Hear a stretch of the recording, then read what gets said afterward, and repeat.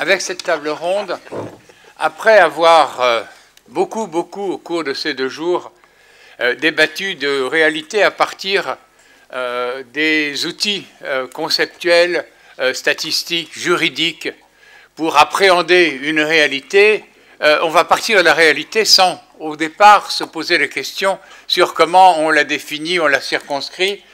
La réalité, elle existe, les gens, ils existent, et voir à partir de l'expérience vécue concrète sur le terrain, comment se construisent des communautés d'intérêt et comment se construisent des citoyennetés territoriales.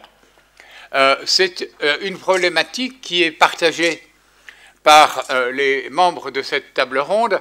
Alors, très rapidement, vous avez sur le territoire de l'agglomération grenobloise 2 témoins qui participent d'une alliance et qui, à partir d'expériences très particulières de construction d'une communauté d'intérêt, de groupes de personnes qui partagent une situation vécue semblable, à partir de plusieurs groupes qui se sont ainsi constitués, qui ont été ainsi accompagnés, comment, ensemble, ils essayent de construire une citoyenneté sur l'agglomération grenobloise, transversale, horizontale, j'allais dire, partagée, bref, passer à la construction d'une citoyenneté politique sur un territoire, qui me semble être effectivement une étape supérieure, pas supérieure, mais ultérieure, plus postérieure à la construction d'une communauté d'intérêt à partir d'une situation particulière vécue. Cette même problématique, je vais la poser en ce qui concerne l'action du Centre social de Poitiers, qui sera présenté par Vincent, et à partir de ce qui se fait à la Duchère, qui sera présenté par Mohamed. Et je demanderai à Claude Jacquier de présenter un peu l'approche de l'intervention sociale communautaire qui regroupe un certain nombre d'acteurs pour non pas réintellectualiser, mais pour quand même essayer de rassembler un peu ce qu'il aura entendu des 4 expériences qui auront été présentées pour en faire une petite première synthèse sur les pratiques de terrain. Voilà, si vous êtes bien d'accord, on va rester très concrètement accroché aux réalités vécues, aux réalités des terrains, et à partir de l'expérience vécue sur des terrains particuliers, essayer de voir de quoi on parle quand on parle de pouvoir d'agir. Alors, je n'ai pas d'ordre particulier. Dans quel ordre est-ce que pour l'Alliance, lequel de vous deux? Je ne sais pas si Mathieu veut commencer. Mathieu? Oui. Oui, ok. Avec plaisir. Bonjour. Merci beaucoup de m'avoir donné la parole. Je suis Mathieu Ilunga de l'Alliance citoyenne de Grenoble. Je suis d'abord de l'Association des Congolais de France. C'est une association communautaire qui a fait partie de l'ECO et de l'ECO après de l'Alliance citoyenne. Alors je vais parler en premier temps de la racine de l'Alliance citoyenne. Deuxième temps, je vais parler un peu des définitions de community organizing. Après, on va parler de ce qu'on vit et ce qu'on a fait. L'Alliance citoyenne, c'est une organisation inédite en France qui a des origines anglo-saxonnes, qui vient des États-Unis. L'idée elle-même qui a été mise en place par Saul Alinsky aux années 40. Saul Alinsky qui était travailleur social, qui était dans les quartiers pour un peu chercher à établir paix sociale.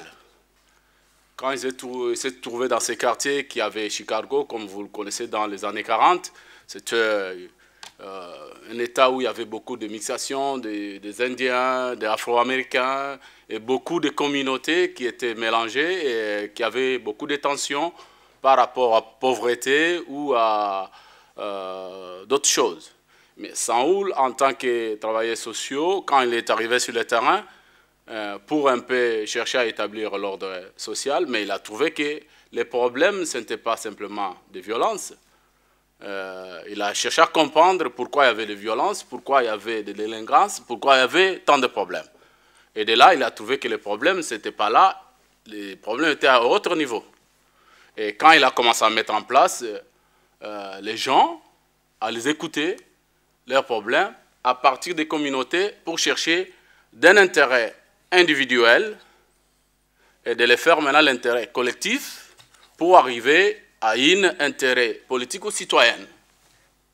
Alors, Saoul est allé dans ça, et quand on a trouvé que non, il a commencé à trouver des solutions qui ne plaisaient pas, on l'a mis à la porte. Mais lui, il s'est mis maintenant à travailler, à prendre ça comme notion de travail pour devenir organisateur.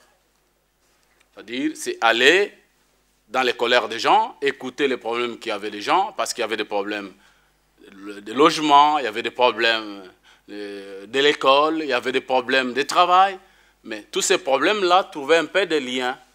Alors Saoul a dit, au lieu que ça soit un problème personnel, il fallait rassembler toutes les colères individuelles pour les faire un problème collectif, et après maintenant, d'une politique citoyenne, d'un combat citoyen qui ne doit pas être communautaire, qui ne doit pas être fixé.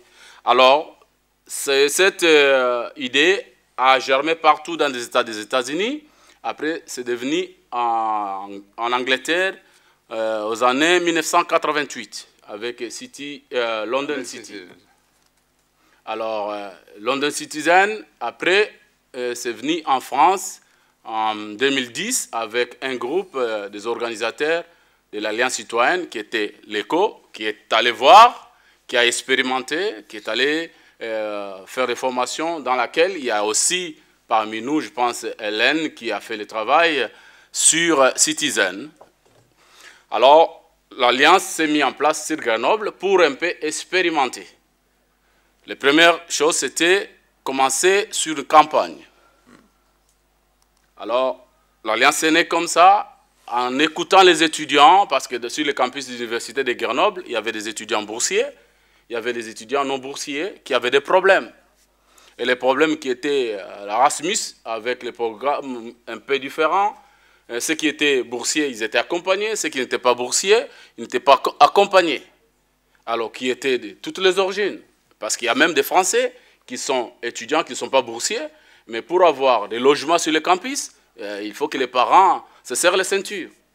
Il y a aussi des étrangers qui viennent, qui ne connaissent pas d'abord les villes, et il faut être accompagné, et quand tu n'es pas boursier, il n'y a pas de service qui t'accompagne. Et c'était comme les gens qui se trouvaient comme ça. Et pour s'inscrire à l'université, il y avait des problèmes. On demande un document pour s'inscrire, et pour les cartes de séjour, on demande un autre document. Et quelqu'un qui ne connaît pas l'administration et qui ne connaît pas la ville, comment il peut continuer les études? Alors, l'Alliance citoyenne, avec les organisateurs, ont écouté tous ces problèmes-là, et pour maintenant ramener tous ces étudiants étrangers et français, et pour faire vraiment maintenant les colères individuelles, de les faire maintenant les colères collectives. Ce qui était des problèmes de chacun, de rassembler pour qu'ensemble, qu'on fasse quelque chose. C'est ainsi que les étudiants ont fait une campagne, ils ont demandé, ils ont écrit, la porte était fermée, jusqu'à ce que, dans les méthodes de l'Alliance, comment nous pouvons nous organiser, comment nous pouvons identifier les problèmes, comment on peut identifier les décideurs qui peuvent décider. Alors, l'Alliance citoyenne a fourni les outils organisationnels et stratégiques pour arriver. Alors, on a profité, ce que nous appelons chercher tache d'huile. Dans l'Alliance citoyenne, on appelle tache d'huile. Tache d'huile sur une chemise de quelqu'un. Quand tu as une chemise blanche avec une tache d'huile, c'est un problème. C'est comme un décideur politique, quand ils ont des problèmes, quand vous commencez à les tatouer un peu sur le terrain où ils se cachent, ça crée des problèmes. Alors c'est comme ça que nous sommes allés d'un problème individuel, arriver à un problème collectif, et après, ça devient une lutte citoyenne de tous les citoyens. Ce n'est pas simplement des catégories ou des races ou des communautés. Et pourquoi on se base sur les communautés? Parce que tu ne peux pas aller entrer dans le monde universitaire si tu n'es pas invité, si tu n'es pas étudiant. Comment tu peux venir pour commencer à interroger un étudiant? Il va te demander, mais tu es qui? Hein? Tu es qui? Tu es flic ou qu'est-ce que tu cherches? Si tu veux aller sur les quartiers où il y a des femmes de ménage, où il y a des bailleurs sociaux, tu commences à dire, est-ce que tu payes combien ici? Est-ce que cette maison, tu habites là? Il va te dire, mais tu es qui? Tu cherches quoi? Mais il fallait s'appuyer sur des réseaux relationnels qu'on appelle, qui sont les communautés. Ça peut être communauté des quartiers, ou association des locataires, association des commerçants du quartier, association d'une église. On s'appuie sur ces appuis-là pour maintenant entrer en contact et écouter les colères. Et là, l'Alliance citoyenne appelle ça, les organisateurs, on l'appelle les tisseurs de colère. Ils peuvent faire du porte-à-porte, comme on dit, aller écouter sur des communautés, sur des groupes de gens, écouter leurs problèmes. Et enlever les problèmes individuels pour les faire des problèmes collectifs. Et surtout, c'est basé sur ce qui peuvent nous rassembler, enlever ce qui peut nous diviser. Et pour ne pas affronter ou imposer une communauté à une autre. Non, une communauté qui soit noire, comme moi, de l'Afrique, qui vient de l'Afrique, avec un autre qui vient Indien qui vient de l'Amérique. Comment nous pouvons avoir un intérêt qui peut nous rassembler pour former ce que nous pouvons appeler la citoyenneté. Voilà, en quelques... Merci Mathieu. Emery, est-ce que tu veux peut-être compléter un petit peu à partir d'un autre groupe que les étudiants? Oui. Moi, en fait, j'ai essayé, là, c'est quelque chose qui est en cours, donc pas abouti, mais de mobiliser un groupe de demandeurs d'asile, demandeurs de titre de séjour, parce qu'on avait vu, en ayant les relais dont parlait Mathieu dans différentes communautés, qu'il y avait beaucoup de colère à ce niveau-là. Et donc on a rencontré plusieurs personnes, et quand on rencontre individuellement, les gens ont des colères, mais ils ne sont pas prêts à agir. Et une des choses qui les bloque pour passer à l'action, c'est le sentiment de solitude, d'être seul face à une institution qui est énorme, qui fait peur, et puis le doute en fait, parce que tant qu'on est seul à vivre sa colère, on n'est pas sûr qu'elle soit vraiment objective, on peut être dans quelque chose de l'ordre de la culpabilité. Et donc la première étape, ça a été de se faire rencontrer ces personnes qui avaient des colères similaires. Donc par exemple, je ne sais pas, sur l'allongement des délais en préfecture, lorsqu'on a des procédures, souvent les délais sont allongés, c'est des moments où on n'a pas le droit de travailler, donc c'est ce sentiment qu'on essaye de nous avoir un peu à l'usure. Et ils étaient très nombreux à partager ça, mais pas sûrs non plus de leurs observations. Et le fait de créer un temps de rencontre collective où chacun puisse exprimer cette colère, se rendre compte que cette colère, elle n'est pas juste singulière, elle est vraiment partagée par d'autres, ça a permis de créer une communauté d'intérêt et à partir de là de se sentir plus fort et plus en capacité d'agir. Et puis dans un second temps, et c'est plus l'étape où on est, une fois qu'on a notre communauté d'intérêt qui est créée, là on va aller s'appuyer sur les communautés notamment liées au pays d'origine, parce que tout ça c'est aussi des supports, des appuis, des alliés qui nous permettent d'être plus forts, notamment quand on essaye de dialoguer avec une institution ou des décideurs locaux. Donc voilà très succinctement un autre exemple très concret. Bien, est-ce que, alors c'est une approche assez différente en ce qui concerne l'activité du centre social à Poitiers. Est-ce que tu peux, Vincent, notamment sur les problèmes de relations parentales par rapport à l'échec scolaire, mais je crois pas seulement, nous dire un peu le travail que tu mènes sur le terrain? Mais pas spécialement d'ailleurs. Moi je voulais en fait vous parler de fêtes de quartier. Ah bah alors tu vois. Qui nous mène après l'échec scolaire. Mais alors la fête de quartier, c'est un concept assez polysémique. Non, je plaisante. En fait, en 2010, enfin c'est un quartier à Poitiers, donc 6000 habitants à peu près, et puis le quartier a connu depuis quelques années, 6-7 ans à peu près, une forte vague d'immigration, notamment d'Afrique subsaharienne, même assez précisément de Guinée-Conakry, en plus de populations de l'Est de l'Europe, arméniens, géorgiens, ainsi de suite. Et donc en 2010, il se passe un incident petit, qui n'a pas été vu par beaucoup de gens, mais assez violent, puisque des femmes guinéennes sont venues au moment de la fête de quartier, à 14h, quand la fête démarre, avec des choses à vendre. Et puisqu'il y avait plein de stands où des gens vendaient des choses, et ainsi de suite. Et Alors, il se trouve que le centre n'est pas l'organisateur principal de la fête, on n'est que les co-organisateurs, et ils se sont fait assez violemment expulser de la fête,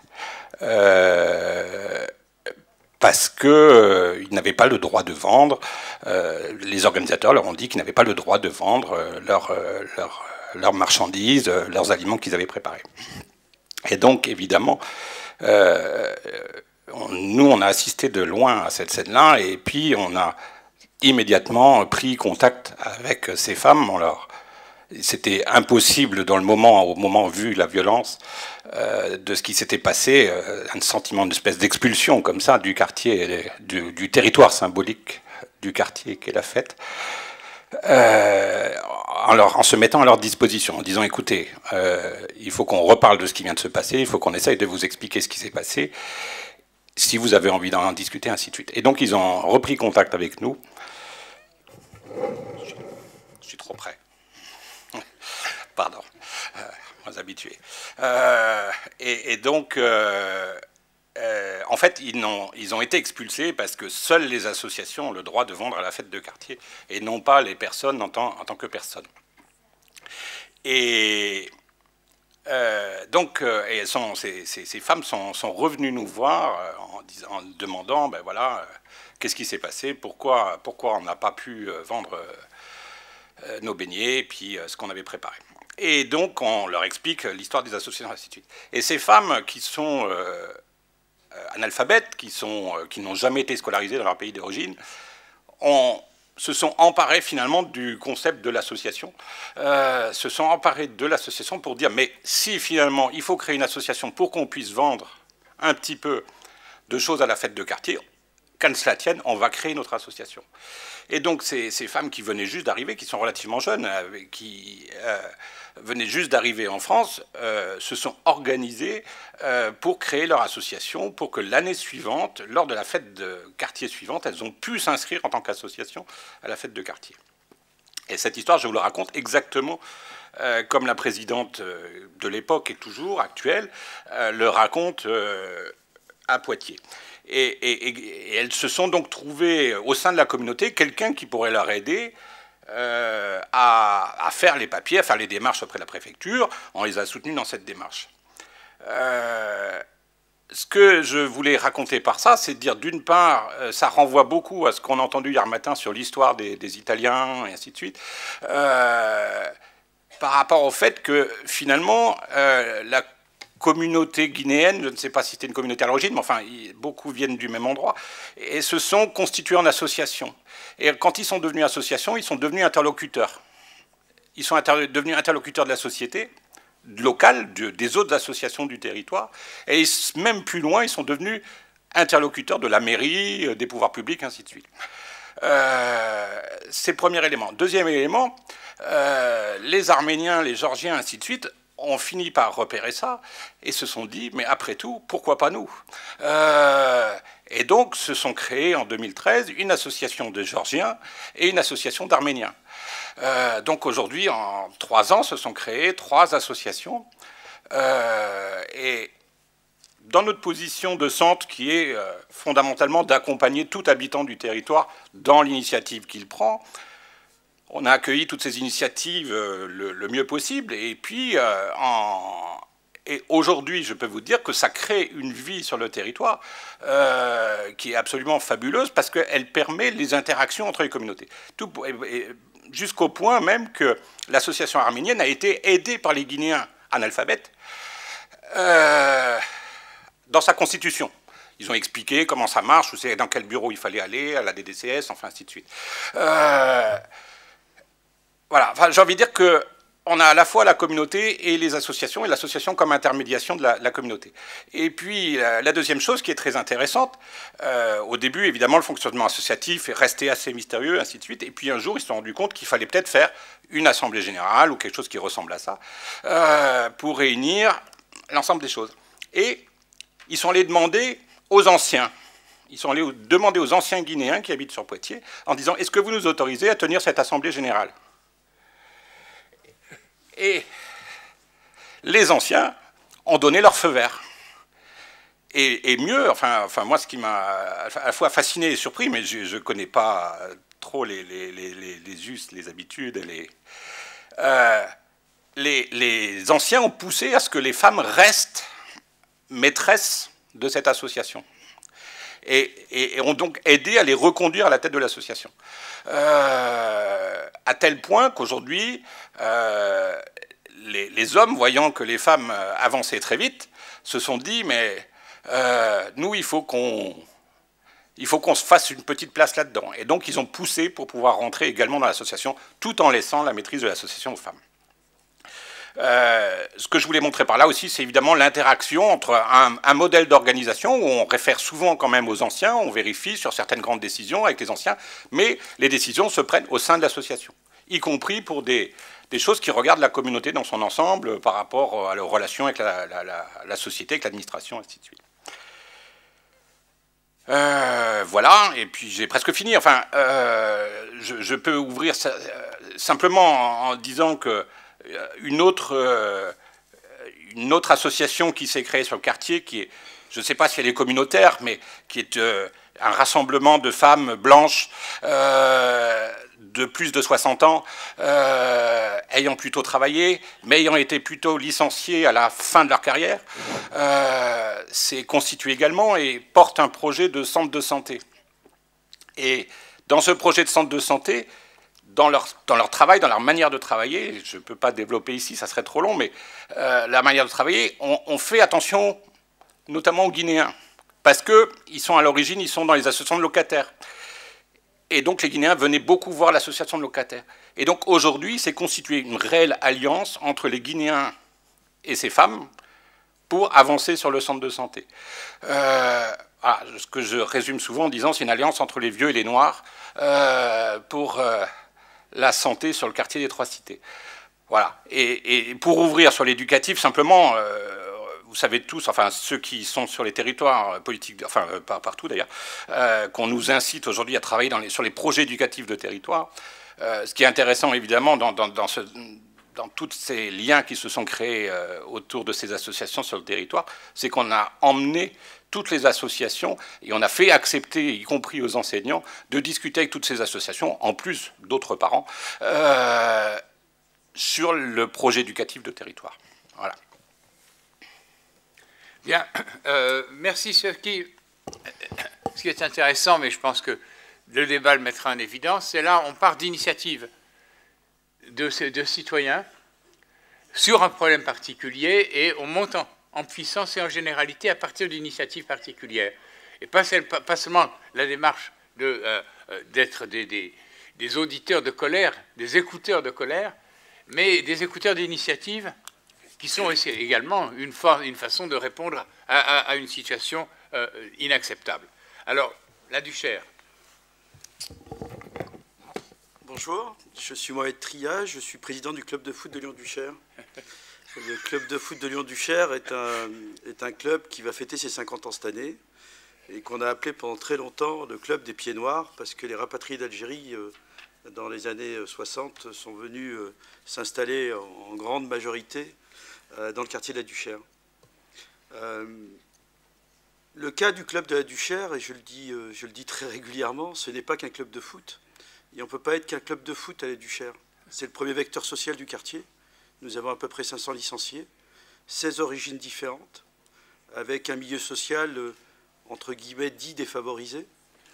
Et la thématique du foot, qui est une thématique assez universelle et qui permet de rapprocher tous ces enfants-là autour d'un ballon, permet tout naturellement de se côtoyer et de partager des choses. Et on a profité de cette vocation première pour faire en sorte que dans ce quartier-là, nous travaillons beaucoup sur le fait de faire tomber la barrière de la connaissance.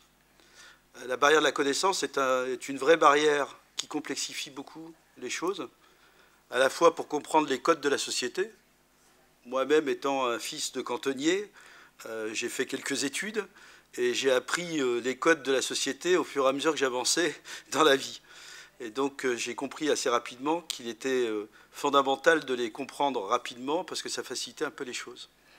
Et donc on travaille sur différentes thématiques, des thématiques qui sont autour de la santé, d'une part, parce qu'on on a des problématiques d'obésité dans ces coins-là. C'est pas parce qu'on n'a pas beaucoup d'argent qu'on grossit pas. La deuxième chose sur laquelle on travaille, c'est les thématiques autour de l'emploi. Parce qu'il est important dans ce quartier-là où on a un taux de chômage qui doit friser les 30%, d'offrir une perspective à ces jeunes. Et la troisième thématique sur laquelle on a travaillé, c'était la citoyenneté, parce qu'on est parti du principe de dire à ces jeunes-là qui, par exemple, étaient européens et qui connaissent que leur quartier d'origine, que leur quartier ou leur pays d'origine, ça me paraissait compliqué, déjà qu'ils avaient des difficultés à comprendre le fait d'être français, de rajouter cette dimension européenne. Et donc on a décidé de les envoyer dans différentes villes européennes à travers des tournois de foot pour qu'ils puissent à la fois s'ouvrir et rencontrer différentes cultures, différentes approches. Et donc ils ont été en Italie, ils ont été en Espagne, en Irlande, et ils sont revenus, ils ont été en Croatie il n'y a pas très longtemps. D'ailleurs, ils sont revenus de Croatie assez traumatisés, parce que je crois qu'ils ont pu enfin mettre une valeur sur ce qu'était le racisme. Parce que d'habitude, quand on n'est pas d'accord avec eux, on est souvent raciste. Moi-même, le premier, je suis profondément raciste, parce que je ne suis pas très souvent d'accord avec eux. Et donc là, on a mis une vraie valeur sur le racisme, parce que quand vous jouez au foot, et quand vous faites des cris de singe, ou quand on vous balance des bananes au bord du terrain, vous comprenez ce que c'est les actes racistes et profonds. Donc ça a permis de ramener un peu d'humilité auprès de ces jeunes, parce que d'une part, quand ils ne sont pas dans leur environnement, ils ne se comportent pas de la même façon, parce que quand on ne maîtrise pas la langue, ni les murs sur lesquels on est souvent le dos posé, c'est beaucoup plus compliqué. Donc tout ça pour dire que le prétexte du foot, qui est un sport, encore une fois, universel, peut permettre de faire beaucoup de choses, et qui peut être fédérateur. Et la barrière de la connaissance est une barrière fondamentale. On a travaillé, par exemple, sur des thématiques qui sont le handicap. On a fait visiter à ces jeunes-là des entreprises qui employaient des handicapés, de faire un certain nombre de choses par rapport à ça, et qui a permis à ces jeunes-là de se rendre compte que d'abord un handicapé, c'est un être humain comme un autre, et qu'il n'est pas foncièrement malade, parce qu'au début, quand on posait les questions, c'est des malades, et c'était un terme générique, n'y voyant rien de péjoratif derrière. La deuxième chose, on a travaillé sur la culture. Cette année, c'est l'année de la culture. Au club, chaque année, nous avons une thématique. Alors pourquoi la culture? Parce que je considère que la culture doit être accessible à tout le monde et qui est un vecteur d'ouverture aussi d'esprit et qui permet à ces jeunes-là de pouvoir fonctionner. Donc voilà un petit peu ce club, à peu près 500 licenciés, je l'ai dit. Un club qui a 50 ans d'existence, qui a eu 9 présidents juifs, et je suis le premier président musulman, donc une communauté qui fonctionne et qui a du sens. Voilà, c'est ce que je peux vous dire sur ce club de Lyon du Cher. Merci Mohamed. J'ai demandé à Claude Jacquier, à partir de l'intervention sociale communautaire, ce qui est quand même très frappant, c'est ça que j'espérais que cette table ronde allait réintroduire dans nos réflexions, c'est l'importance de partir de situations concrètes, vécues, la réalité sociale telle qu'elle est, pour reconstruire à partir de là de la capacité individuelle et collective d'agir sur ce qui compte pour soi. Claude, quelques réflexions peut-être. Bonjour à tous et à toutes. Ce que je veux dire, ça reprend, oui, cette question, c'est que je pense que vous avez tout entendu pendant 2 jours, puis bien avant, sur les communautés, ce que devrait être ou ne devrait pas être le communautaire, les communautés, le communautarisme. Donc c'est pas pour en rajouter, c'est pour se dire qu'à chaque fois on est confronté à des situations. Et ces situations, c'est aujourd'hui, là, présentement, cet après-midi, et puis c'est demain, et qu'est-ce qu'on fait avec tout ça? Et donc, les questions qui nous sont posées ne sont pas forcément des questions théoriques, c'est comment on met la théorie en pratique et comment on utilise ces outils pour résoudre des questions qui sont tous les jours différentes. C'est pas, on n'a pas la solution toute faite, et à chaque fois, il faut repartir de ce terrain. Et c'est pour ça que dans le cas d'un séminaire qui s'appelle le SPISC, qui veut dire Séminaire pour la promotion de l'intervention sociale communautaire, un groupe de travailleurs sociaux, de chercheurs se sont rassemblés il y a de ça quelques années, ça doit remonter autour de 2005-2006, pour se dire qu'est-ce qu'on peut faire et comment on peut pratiquer autrement et inventer autrement. Et on a eu l'idée de monter ce que l'on appelle une recherche-action. Ça veut dire, ce que ça veut dire, c'est nous ne sommes pas des chercheurs forcément patentés. Même moi, je viens du CNRS, mais ma pratique de chercheur a été plutôt d'être toujours dans l'action et dans les situations et essayer de comprendre ce qui se passe. Donc le travail est un travail de construction avec des territoires, avec des gens, de construire de la compréhension commune et de la mobilisation en direction de l'élaboration éventuellement de nouvelles politiques. Donc il ne faut pas avoir peur parce que assez souvent je le vois et c'est de plus en plus présent, on essaie toujours de distinguer, oui, communauté et pas communauté, organisation communautaire et développement communautaire, c'est pas la même chose, on n'a rien à voir. Donc toutes ces questions-là, à mon avis, sont à mettre un peu de côté et à se poser véritablement la question de comment on construit des stratégies avec des gens et comment on repart surtout. On voit bien la crise aujourd'hui de toutes les politiques publiques, les politiques sociales, des différents acteurs, des travailleurs sociaux. Comment on reconstruit de nouvelles pratiques à partir des initiatives et des réalités locales. Donc tout le travail que l'on fait autour de 8 sites dans ce séminaire, il y a 8 sites en France qui ont été sélectionnés, non pas parce qu'ils se ressemblaient, mais parce qu'ils étaient très divers. On va de pratiques très individuelles, de travailleurs sociaux classiques, qui remettent en cause ces pratiques individuelles, jusqu'à des approches sur des territoires où des gens ont considéré qu'ils étaient complètement délaissés, que la puissance publique les avait laissés de côté, ou des gens, comme tout à l'heure ça a été dit à Poitiers, des femmes décident de faire quelque chose et se prennent en main, où il n'y a aucun travail communautaire ou travail social préalable. Donc on a tous ces cas de figure, et à partir de ces cas de figure, on se dit qu'est-ce qu'il est possible de construire un peu comme réflexion, qu'on pourrait appeler théorique, mais qui est théorico-pratique. Qu'est-ce que l'on peut faire dans ce domaine? Ça veut dire, qu'est-ce qu'on peut faire avec ces populations, avec ces territoires, qui peuvent s'appeler communautés. Moi, je les appelle communautés-territoires, mais bon, d'autres peuvent les appeler autrement. Comment on peut construire à partir de là des capacités d'agir, le fameux pouvoir d'agir, l'empowerment. Comment on peut faire ça? Qu'est-ce que ça veut dire comme mobilisation de professionnels? Qu'est-ce qu'il nous faut comme professionnels venant du terrain, venant de ces communautés ou des professionnels qui viennent d'institutions labellisées, qui ont été formés, peut-être déformés?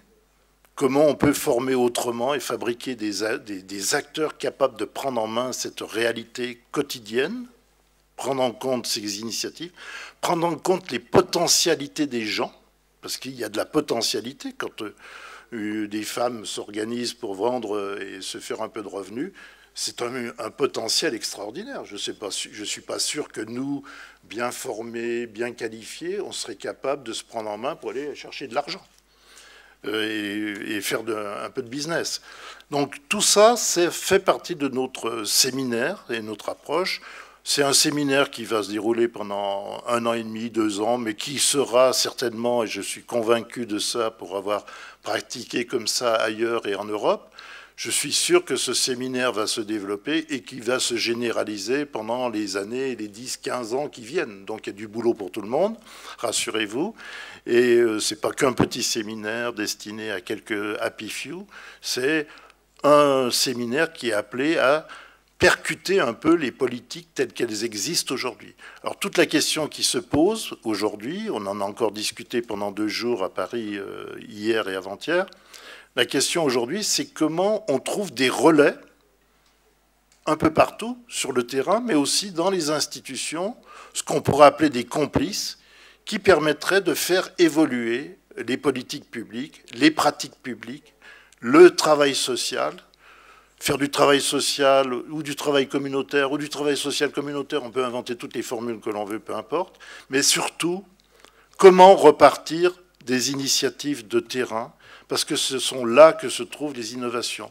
L'État, on est dans un pays très étatisé, l'État n'a jamais rien inventé. il n'a jamais inventé aucune initiative. Les initiatives ont été des initiatives locales que les instances, les appareils de l'État ont essayé de prélever, très mal d'ailleurs. Aujourd'hui, il faut repartir de ces initiatives. Il existe des initiatives partout. Et à partir de n'importe quelle initiative, on peut rebâtir des stratégies qui soient des vraies stratégies de politique publique. Je vous remercie.